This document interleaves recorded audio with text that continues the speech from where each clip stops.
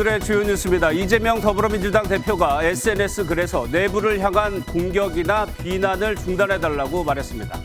자신에 대한 체포동의안 표결에서 당내 대규모 이탈표가 발생한 후 강성 지지층인 개딸을 중심으로 비명계에 대한 공격이 거세지자 자제를 당부하며 단일 대우를 강조한 것으로 해석됩니다. 국민의힘 차기 지도부를 뽑는 전당대회 당원 투표가 오늘부터 시작해 나흘간 진행됩니다. 부산을 찾은 김기현 후보는 높은 지지율이 갈등과 분열을 차단한다며 지지를 호소했고, 안철수 후보는 서울 홍대를 찾아 자격이 있는 후보를 뽑아달라며 막판 표심 총력전에 나섰습니다. 25년간 끌어온 강제징용 배상 문제에 대해 한국 정부가 조만간 해법을 공식 발표할 것이란 전망이 나옵니다. 한국 측이 단독으로 재원을 마련해 제3자 변제안을 추진하는 내용이 발표되면 일본이 역사 반성이 담긴 과거 담아 계승 입장을 밝히는 수준에 그칠 것이란 관측이 나옵니다. 한미가 자유의 방패 연합훈련을 예고하자 북한은 북침 사전연습이라고 맹비난하며 한반도 긴장 국면의 책임을 우리 측에 돌렸습니다. 이번 훈련에 미 전략자산 전개까지 예정된 만큼 북한이 또다시 강도 높은 도발에 나설 가능성이 제기됩니다. 수인 분당선 열차에서 흉기 난동을 벌인 30대 여성이 피해 승객이 자신을 아줌마라 부른 데 화가 나서 범행했다고 진술했습니다. 경찰은 이 여성을 특수상해 혐의로 구속영장을 신청할 방침입니다. 도심 유원지 곳곳이 성큼 다가온 봄의 정취를 느끼려는 시민들로 북적였습니다. 다만 날이 풀리면서 불청객 미세먼지가 다시 기승을 부리고 있습니다. 이재명 더불어민주당 대표의 재판이 시작되고 하루가 지났습니다. 대규모 이탈표 이후 불거진 사퇴 요구, 이런 비명계를 향한 강성 지지층의 공격. 이 대표로서는 수습해야 할 것이 많습니다. 이 대표는 오늘 내부를 향한 공격과 비난을 중단해달라고 밝혔습니다. 첫 소식 이성식 기자가 보도합니다. 더불어민주당 이재명 대표는 내부를 향한 공격과 비난을 중단해달라고 밝혔습니다. 이 대표는 페이스북에 글을 올려 이건 상대 진영이 가장 바라는 일이라고 적었습니다. 또 시중에 나와 있는 체포동의안 가결투표 명단은 틀린 것이 많다며 누명을 당하는 심정은 누구보다 자신이 잘 안다고 밝혔습니다. 체포동의안 표결 후 강성 지지층이 비명계를 거칠게 공격하는 것은 전세에 도움이 안 된다는 판단으로 보입니다. 어제 이 대표가 공직선거법 위반 혐의로 법원에 출석한 사이 지지자들은 당사 앞에서 비명계에 대한 불만을 터뜨렸습니다.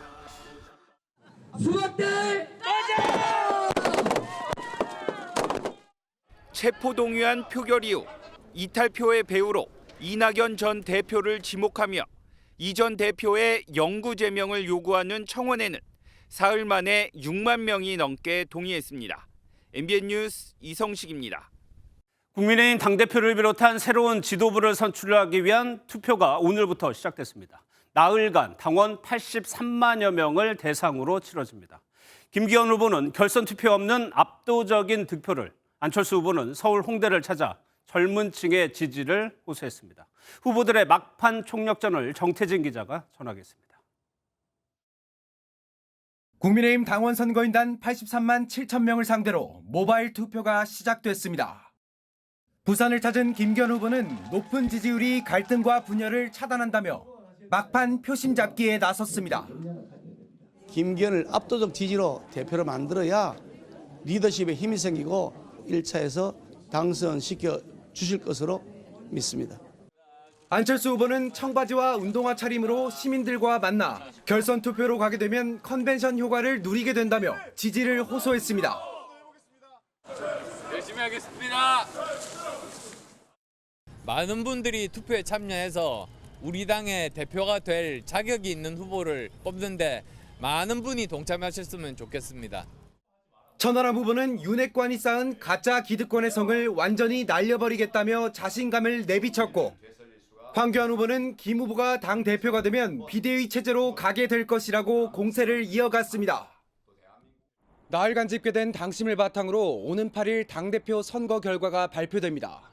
만일 과반 득표자가 없을 경우 1위와 2위를 상대로 결선 투표를 치러 오는 12일 최종 확정합니다. MBN 뉴스 정태진입니다.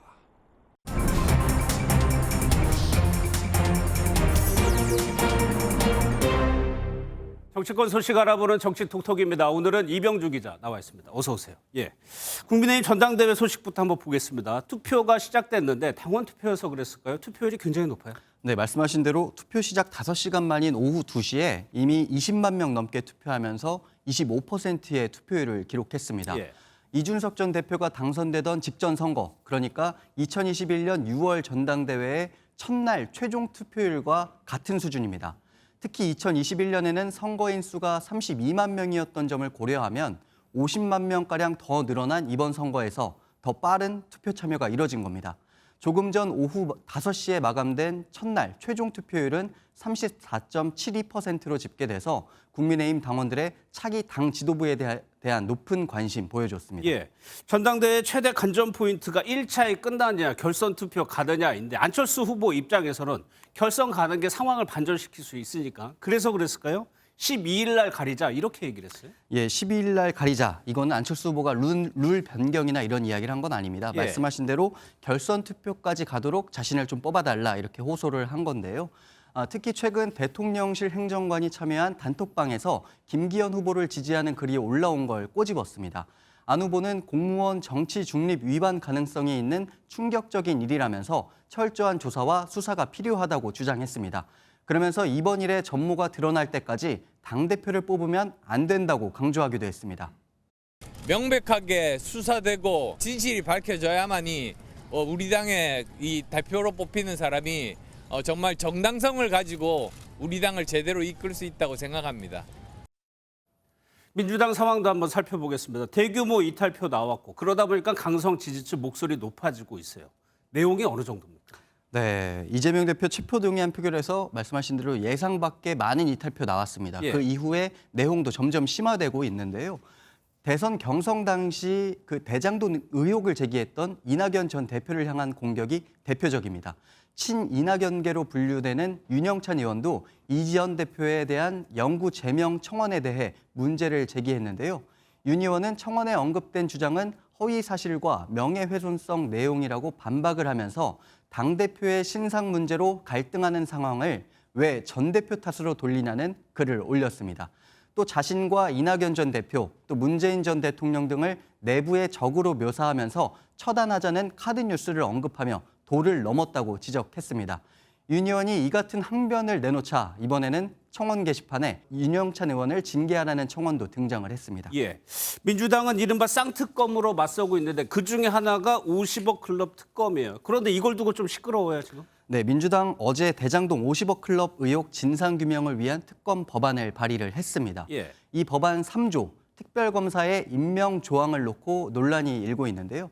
대통령은 자신이 속하지 않은 교섭단체에 후보자 추천을 의뢰하고 해당 교섭단체가 추천한 후보 2명 중 1명을 임명해야 한다는 내용입니다.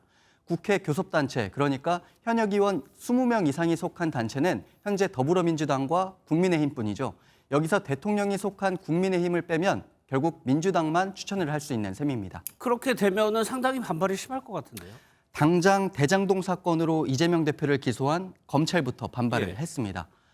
한동훈 법무부 장관은 수사 대상인 이재명 대표가 입맛대로 수사할 검사를 고르겠다는 것이라고 주장을 했고요.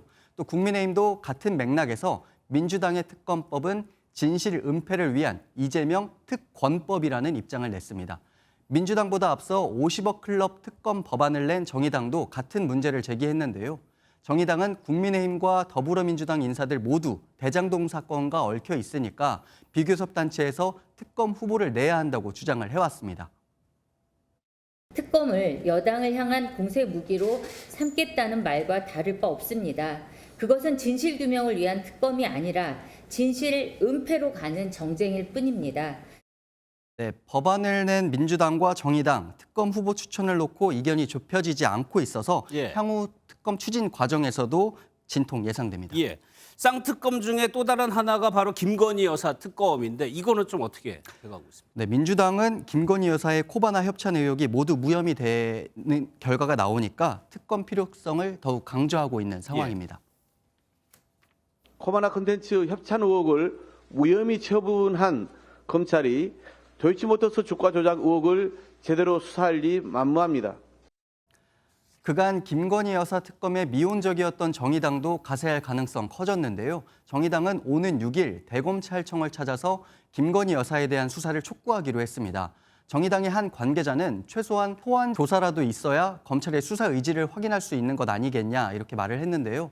검찰 수사가 부족하면 특검을 하자고 주장해왔던 만큼 항의 반문 이후에도 검찰 수사가 부족하다고 판단되면 정의당도 적극적으로 특검 주장에 나설 것으로 보입니다. 알겠습니다. 잘 들었습니다. 지금까지 이병주 기자였습니다.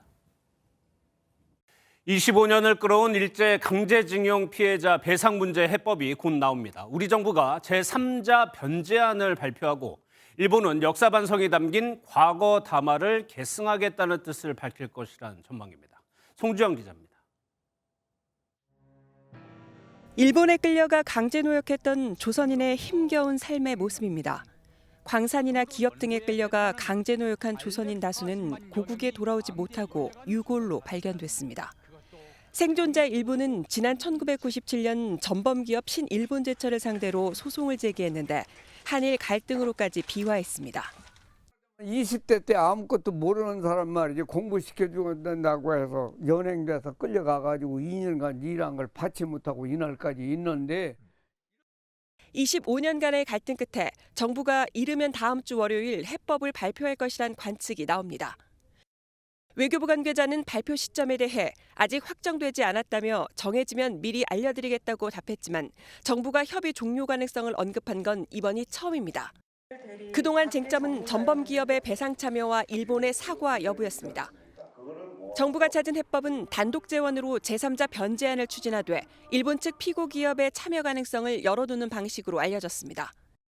또 사과는 정부의 해법 발표 이후 기시다 총리가 역사 반성이 담긴 과거 담화의 계승을 표명하는 선에서 그칠 전망입니다. 요미우리 신문은 일본이 1998년 김대중 오부치 선언을 계승하겠다는 뜻을 발표하는 방향으로 조율에 들어갔다고 보도했습니다. 다만 과거 담화 계승 발표에 어느 정도 진정성이 전해질지는 의문입니다. MBN 뉴스 송주영입니다. 한미가 오는 13일부터 대규모 실기동 연합 연습을 실시합니다. 문재인 정권 때와는 달리 미군의 핵심 전략 자산까지 전개돼 한반도 전역을 대상으로 치러집니다. 북한은 북침 사전 연습이라고 맹비난에 나섰고 강도 높은 도발도 예상됩니다. 권영범 기자입니다. 한미 군 당국은 오는 13일부터 11일간 대규모 야외 기동 훈련이 포함된 자유의 방패 연합 연습을 예고했습니다.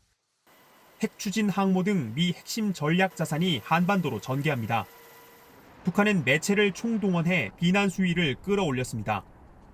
조총련 기관지 조선신보는 북침을 노린 사전 연습 성격을 띠고 있다고 맹비난했고 대외 선전 매체 우리민족끼리는 북침 전쟁 연습 계획이라고 주장했습니다. 훈련을 앞두고 북한 도발 위협이 이어지면서 군은 북한의 9.19 군사합의 위반에 맞대응할 준비를 마쳤습니다. 군 관계자는 MBN과의 통화에서 북한이 우리 측 완충구역이나 영해 쪽에 사격하는 경우 그에 상응하는 준비를 하고 있다고 밝혔습니다. 북한군의 도발에 대비하여 확고한 군사대비 태세를 유지하여 FPS 연습을 준비하고 실시할 것입니다. 문재인 정부에서 대대급 이하로 축소됐던 실기동 훈련이 전국급으로 다시 확대되면서 북한이 또다시 강도 높은 도발에 나설 가능성이 커지고 있습니다. MBN 뉴스 권용범입니다. 북한의 식량난이 나아질 기미가 보이지 않습니다. 유엔이 북한을 식량 지원이 필요한 국가로 17년째 지정했습니다. 민심 이반을 우려한 북한은 이동통신법을 개정해 외부 연락을 통제하고 있습니다. 신재우 기자가 보도합니다. 유엔 식량농업기구 FAO가 공개한 작황 전망과 식량 상황 분기 보고서입니다. 북한을 전반적으로 식량 접근이 부족한 국가로 분류하고 외부 지원이 필요한 45개국에 포함했습니다. 이로써 북한은 2007년 첫 조사가 시작된 이후 17년 연속으로 외부 식량 지원 필요국에 불명예를 안았습니다. FAO는 지난해 평균 이하의 농업 생산량으로 악화된 경제적 제약을 고려하면 북한 식량 안보 상황은 계속 어려워질 것으로 예상했습니다. 만성적인 식량 부족에 최근엔 코로나까지 겹친 가운데 북한은 이동통신법 개정안을 의결했습니다.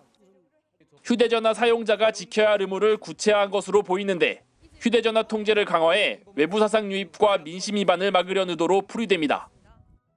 이동통신 말단계 이용에서 지켜야 할 요구, 이동통신봉사의 중지 등을 규제한 조항들의 내용이 보다 구체화됐습니다. 또 나라를 위해 헌신하다 사망한 이들을 존대하는 장의법도 함께 채택하며 주민들의 충성심 고취에도 나섰습니다. MBN 뉴스 신재우입니다.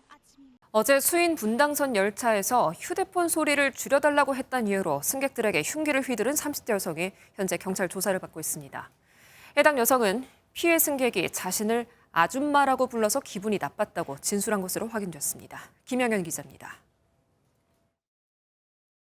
지하철역에서 한 여성이 경찰들에게 이끌려 나옵니다. 어제 오후 5시 40분쯤 경기 용인시 축정역으로 향하던 수인 분당선 열차 안에서 30대 여성이 흉기를 휘둘렀습니다. 당시 여성은 휴대전화 소리가 크니까 줄여달라고 항의한 승객과 말다툼을 벌이던 중 갑자기 흉기를 꺼낸 것으로 알려졌습니다. 다른 승객들이 여성을 제지했고 신고를 받고 현장에 도착한 경찰이 체포했습니다. 할머니를 이제 데리고 나오시는데 상처가 좀 있으신 거예요. 다들 좀 놀라가지고 도망쳐 나오는 느낌인. 여성이 휘두른 흉기에 60대 여성 2명과 50대 남성 1명이 다쳐 병원으로 옮겨졌는데 생명에는 지장이 없는 걸로 알려졌습니다. 여성은 경찰 조사에서 말다툼을 벌이던 승객이 아줌마라고 해 기분이 나빠서 그랬다고 말했습니다. 철도특별사법경찰은 약물을 복용했다는 여성의 주장을 토대로 사건 경위를 조사한 뒤 특수상해 혐의로 구속영장을 신청할 예정입니다. 비닐하우스 위로 시뻘건 불길과 함께 검은 연기가 치솟습니다. 서울 강남구 세곡동의 한 화훼농가에서 불이 나 1시간 30분 만에 꺼졌습니다. 이 불로 다친 사람은 없었지만 비닐하우스 30개 동 중 9개 동이 모두 탔습니다. 오늘 오전 11시 40분쯤 광주 오치동의 한 농경지에서 불이 났습니다. 불은 9분 만에 진화됐지만 인근에서 70대 여성이 숨진 채 발견됐습니다. 경찰은 정확한 화재 원인과 사고 경위를 조사하고 있습니다. MBN 뉴스 김영현입니다. 최근 마약 범죄 이슈가 계속되는 가운데 그 심각성이 고스란히 담긴 조사 결과가 나왔습니다. 신종 마약 밀수가 급증한 것은 물론이고 마약 사범의 절반 이상이 20, 30대였습니다. 한범수 기자입니다. 필리핀에서 붙잡힌 40대 남성이 항공기 밖으로 끌려 나옵니다. 약속된 장소에 마약을 숨겨놓는 속칭 던지기 수법으로 필로폰 49.5g 5,000회분을 판매한 혐의입니다. 범죄 사실은 필로폰 판매, 필로폰 수수 혐의로 이 체포에 부당하다면 체포 접수를 신청할 수 있어요. 최근에는 필로폰이나 코카인 등의 적발이 줄어든 반면 엑스터시와 졸피뎀, 프로포폴 등 신종 마약의 밀수가 급증했습니다. 지난해 관세청에 적발된 것만 해도 금액 기준으로 108억 원어치였습니다. 불과 1년 만에 3배 가까이 급증했습니다. 전체 마약 적발량은 50% 이상이 줄었는데 신종 마약의 적발량은 훨씬 더 늘어나고 있거든요. 더욱더 강력하게 단속이 요구되고요. 신종 마약은 젊은 층을 중심으로 빠르게 확산하는 것으로 보입니다. 지난 2021년 마약 사범의 56.7%는 20에서 30대였습니다. 전문가들은 신종 마약이 아주 적은 양을 복용해도 환각과 기억상실 등을 일으킨다고 우려를 나타냅니다. 특히 SNS나 다크웹 등을 통해 일반인들도 접근이 가능한 만큼 보다 정교한 단속이 필요하다는 지적입니다. MBN 뉴스 한범수입니다. 부동산 시장 침체로 신축 아파트 입주권이 인근에 있는 구축보다 또 심지어 분양가보다 낮은 가격에 거래되고 있습니다. 그리고 전국 아파트 가격 하락폭은 다소 완화됐습니다만 여전히 급매물만 거래되는 모습입니다. 배준우 기자가 취재했습니다. 지난달 말 입주를 시작한 서울 흑석동의 신축 아파트입니다. 지난 1월 말 전용 면적 59제곱미터의 입주권이 11억 원에 거래돼 인근 5년차 단지보다 낮은 가격에 팔렸습니다. 11억에 걔가 거래가 하나 되니까 13억에 나온 게 거래가 되겠어요? 일반 분양도 매매가 되기는 하지만 나오는 거는 거의 조합원분이죠. 경기도 부천과 화성의 신축 아파트 입주권은 일반 분양가보다도 낮은 가격에 거래됐습니다. 입주권은 조합원들의 권리로 좋은 동호수가 일반적인데 입주를 앞두고 세입자를 구하지 못해 잔금 마련에 어려움을 겪는 조합원들이 가격을 낮춰서라도 매매에 나서는 겁니다. 이렇게 급매물 위주로만 거래가 이루어지는 가운데 서울 아파트 거래량은 2달 연속 1000건을 넘어섰고 전국 아파트값 하락폭은 3주 연속 완화됐습니다. 하지만 매수 심리는 더 얼어붙어 시장 침체는 하반기까지 이어질 거란 분석이 나옵니다. 매물은 늘어나고 있고 급매물만 거래가 되고 있으며 그리고 전세가율도 낮아지고 있어서 하락 추세 내지 기조는 좀 더 이어질 것으로. 미국이 금리를 6%까지 올릴 거란 전망도 나와 당분간 매수 심리가 회복되긴 쉽지 않아 보입니다. MBN 뉴스 배준우입니다. 장을 보러 가면 이 딸기 가격이 좀처럼 떨어지지 않는 게 의아했는데요. 그 이유가 있었습니다. 딸기 농사에 필요한 꿀벌이 사라진 탓에 수확량이 줄어들었다고 합니다. 딸기에서 끝이 나는 게 아니라 여름 수박 또 참외까지 이어지는 터라 농가 걱정이 이만저만이 아니라고 합니다. 장명훈 기자가 취재했습니다. 경기 화성시의 한 딸기 농장.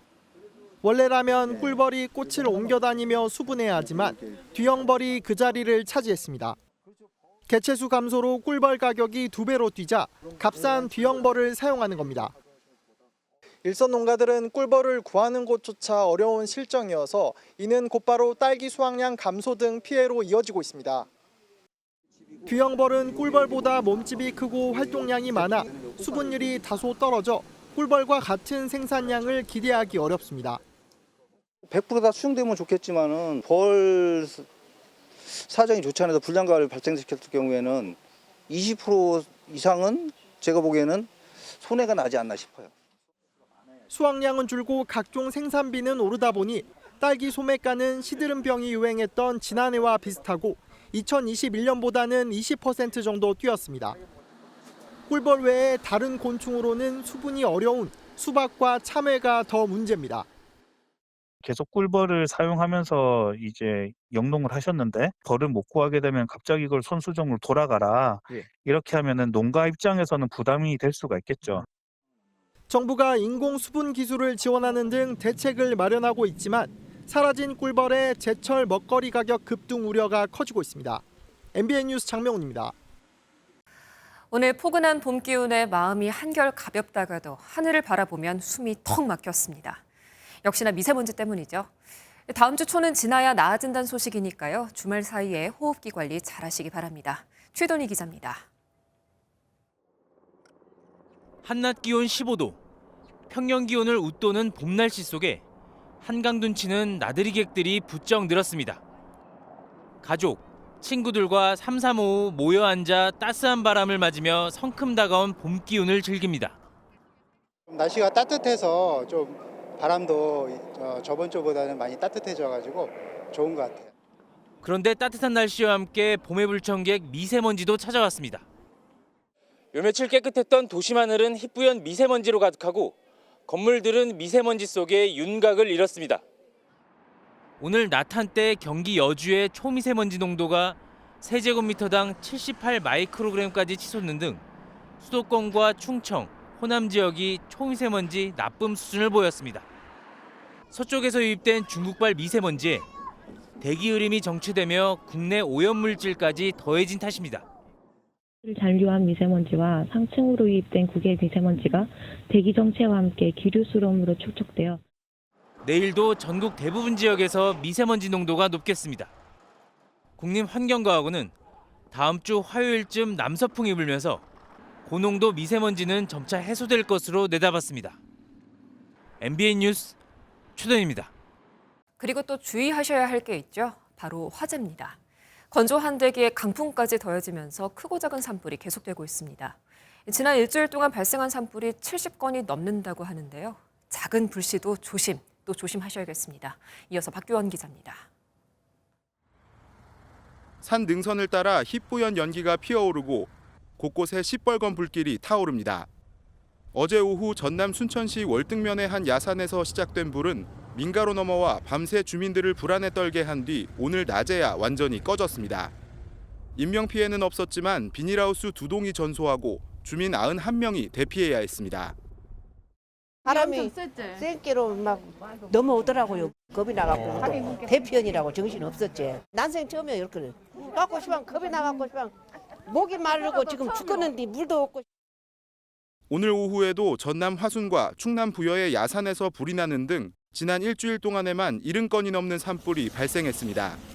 최근 10일 누적 강수량이 20mm 미만으로 매우 건조한 날씨가 이어지는 데다 강풍까지 불고 있는 영향입니다. 연료 수분 함량이 10%에서 한 15% 굉장히 많이 떨어지거든요. 불씨가 조금이라도 튕기면 바로 착화가 되고 또 착화된 불이 확산도 빠르게 되고. 산림청은 논밭두렁 태우기 등 소각으로 인한 산불이 급증하고 있다며 대형 산불 방지를 위해 4월 중순까지 특별 단속을 실시할 계획입니다. MBN 뉴스 박규원입니다. 이맘때 나는 산불은 대형 산불로 번집니다. 서울 면적의 3분의 1을 태웠던 울진 산불이 그런 경우인데 오늘이 딱 1년 되는 날입니다. 이런 일이 벌어져선 안 되죠. 정주영 기자 나와 있습니다. 어서 오세요. 예, 울진 산불이요. 그야말로 최악의 기록을 남겼어요. 네, 울진 산불은 역대급 피해를 남겼습니다. 지난해 3월 4일 시작된 불은 13일까지 213시간, 약 9일 동안 이어졌는데요. 관련 통계를 집계한 1986년 이후 역대 가장 오래 지속된 산불로 기록됐습니다. 피해 면적은 울진 삼척과 강릉 동해를 합쳐 모두 2만여 헥타르로 서울시의 3분의 1 면적이 잿더미가 됐습니다.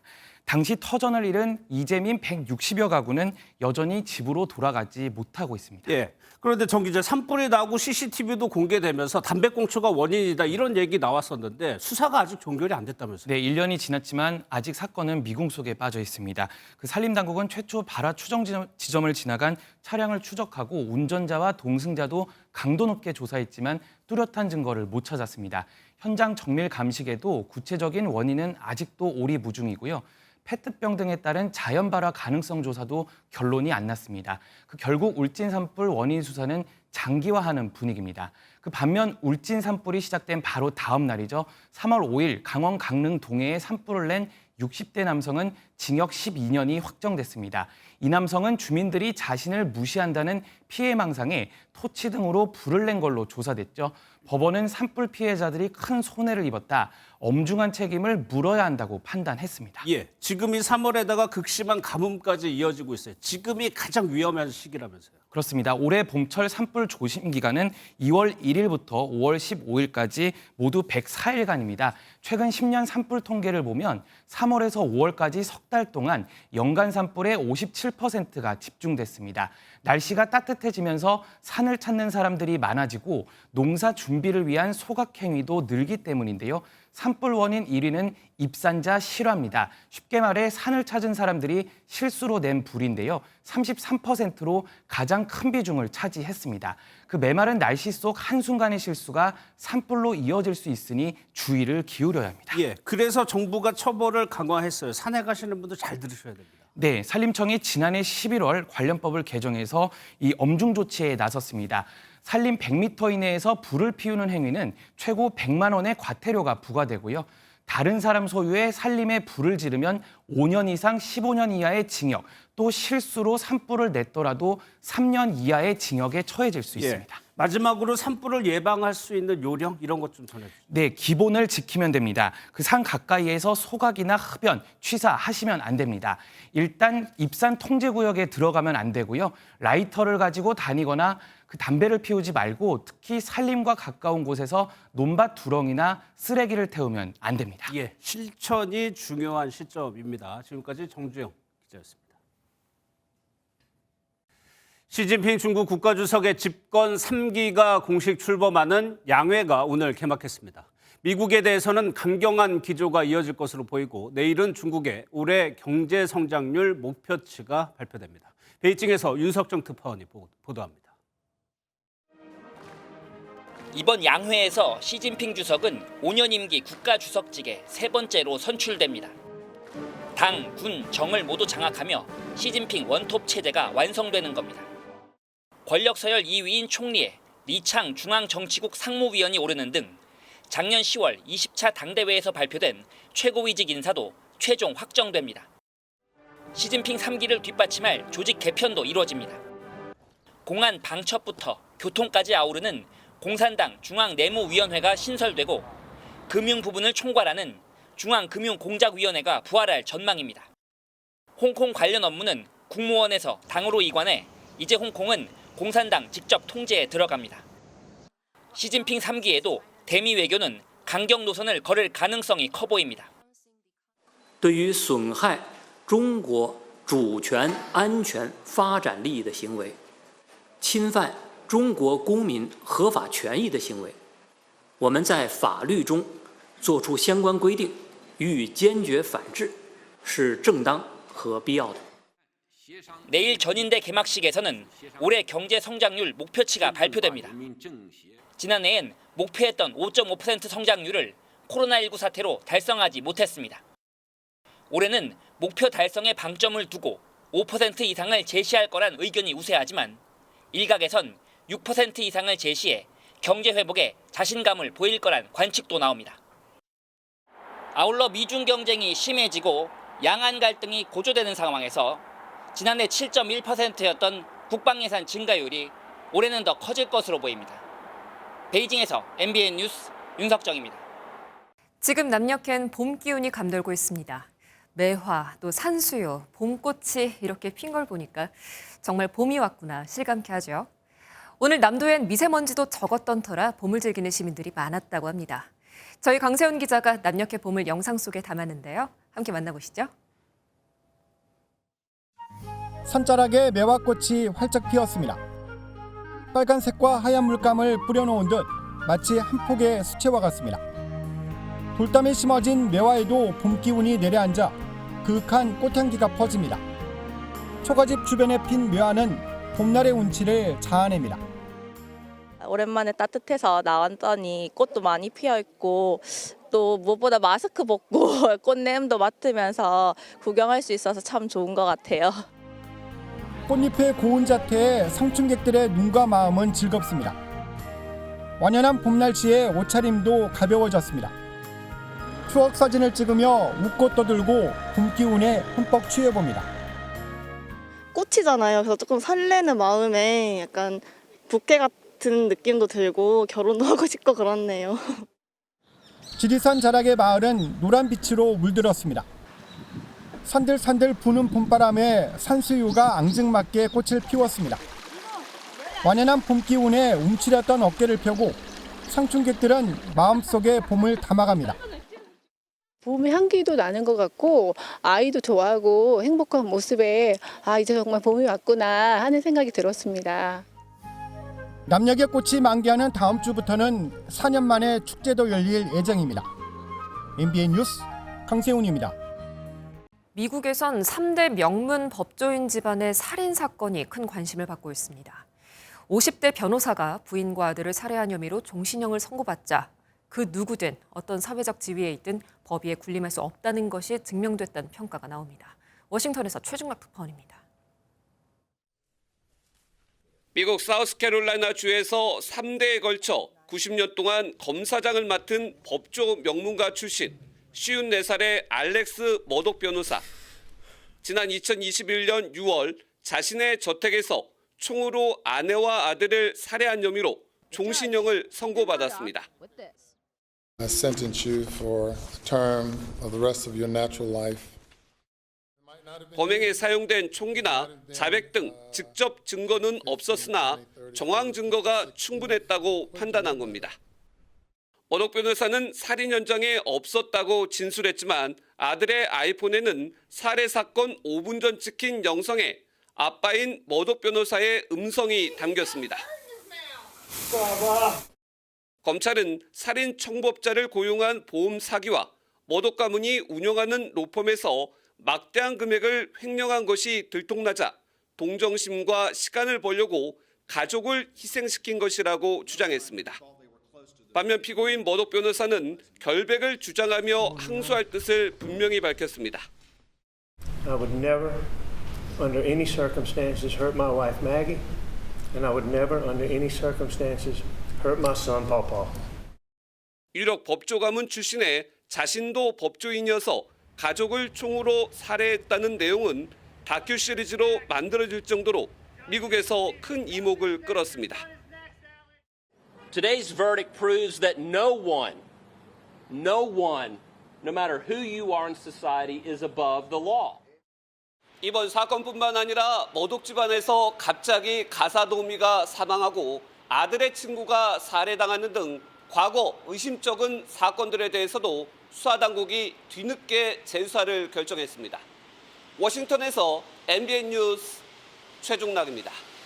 이제 다음 주죠. 월드 베이스볼 클래식 개막을 앞두고 우리 야구 대표팀이 결전지인 일본에 입성했습니다. 일단 1차전 호주를 넘고 4강 진출 목표를 이루겠다는 각오입니다. 구경호 기자입니다. 30명의 선수로 구성된 야구 대표팀이 말쑥한 단복을 입고 일본으로 출국 준비를 합니다. 보름 넘게 손발을 맞춘 대표팀은 최근 2경기 대회에 부진을 싣고 2006년 4강, 2009년 준우승의 쾌거를 재현하겠다는 각오입니다. 최고의 선수들이 모인 거니까 다 같이 좋은 성적 내서 올 수 있도록 최선을 다하겠습니다. 그러려면 난적으로 꼽히는 호주와의 1차전을 이겨야 B조 최강으로 꼽히는 일본과 함께 8강 진출이 가능할 전망인데 퍼즐은 거의 맞춰졌습니다.